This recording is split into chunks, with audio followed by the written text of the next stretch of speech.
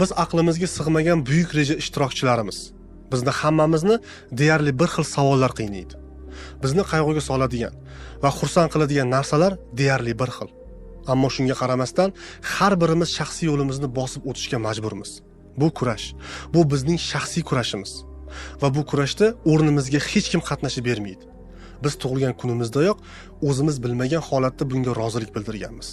Siz mashhur inson bo'lishingiz mumkin, do'stlaringiz ham ko'p bo'lishi mumkin. Lekin kechasi uxlashga yotganingizda o'zingizni baribir yolg'iz his qilasiz. Chunki inson qanchalar ijtimoiy bo'lishga urinmasin, hayotda barchasi oxir-oqibat uning shaxsiy doirasigacha torayadi. Va hayotda yo'qolib qolganlarni aynan shu tushunchani tushunmaslik ajratib turadi. Shaxsiy kurashda yutishning yagona yo'li bu sizni hech kim qutqargani kelmasligini tushunishdir. Shaxsiy mas'uliyatni qabul qilish ulg'aygan odamning birinchi qadami. Chunki faqatgina shaxsiy mas'uliyat orqali inson o'z hayotini to'liq qo'lga olishi mumkin. Buni boshqa yo'li yo'q. Sizni hayotingizdagi har qanday qaroringiz va tanlovlaringiz muhim oqibatlarga olib kelishini tushunasiz va ularga e'tibor berishni boshlaysiz. Shaxsiy mas'uliyatni qabul qilgan inson ruhan sog'lom bo'ladi. Chunki u kundalik kayfiyati va har bir hissiyotiga egalik qilishni boshlaydi. Har qanday vaziyatga qanday javob berishi to'g'ridan-to'g'ri uni qarori ekanligini tushunadi.